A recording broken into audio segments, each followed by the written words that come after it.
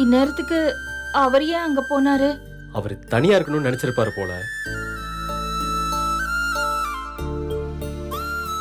வரலையாடா வீட்டுக்கு? இல்லம்மா, அப்பா வர மாதிரி தெரியல. அதான் அண்ணா அங்க கூடவே இருக்காரு. ஏண்டா வீட்டுக்கு வந்துடலாம்ல? ராத்திரி பூரா கடையிலேயே இருக்க போறாரு. ஏன் அத்தை, இம்புட்டு நேரமா அவர் எங்க இருக்காருன்னு தெரியாம புலம்பிட்டு இருந்தீங்க.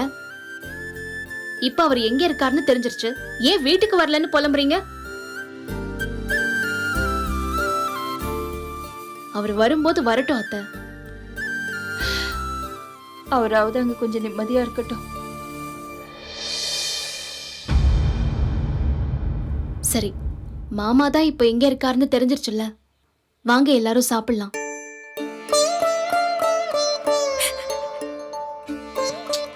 அரசி வாமா. எனக்கு வேண்டாம் அண்ணி. உனக்கு வேணுமா வேணாமான்ல நான் கேட்கல அரசி, வந்து சாப்பிடுன்னு சொன்னேன். அத்தை நீங்களும் வாங்க. இல்லம்மா, அங்க உன் மாமா சாப்பிடாம இருப்பாரு, என்ன மட்டும் சாப்பிட சொல்றியா? அம்மா, அப்பாவுக்கு அண்ணன் கிட்ட சொல்லி சாப்பாடு வாங்கி கொடுக்க சொல்லிட்டேன். ஆமா அத்தை, நீங்க வாங்க. எனக்கு வேண்டாம்மா.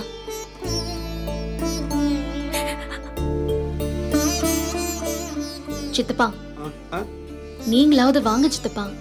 அது என்னவோமா, இன்னைக்கு எனக்கு சாப்பாடு இறங்கணும் தோணல. ராஜி, நீ போய் ட்ரெஸ் சேஞ்ச் பண்ணிட்டு வா.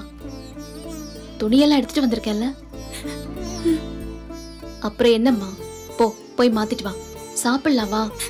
வேண்டாம்க்கா. எல்லாருக்கும் சேர்த்துதான் சமைச்சிருக்கேன். இப்படி ஆளாளுக்கு வேண்டாம் வேண்டாம்னு சொன்னா சமைச்ச சாப்பாட்டை என்ன பண்றது? நான் போய் எடுத்து வைக்கிறேன், எல்லாரும் வந்து சாப்பிட்டுதான் ஆகணும். வாங்க.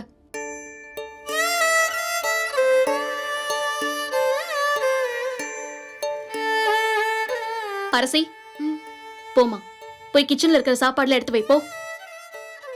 போமா.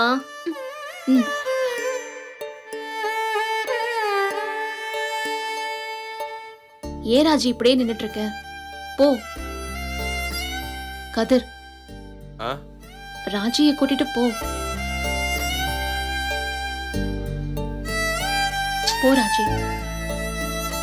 சித்தப்பா போங்க சித்தப்பா, எங்க போக சொல்லுங்க.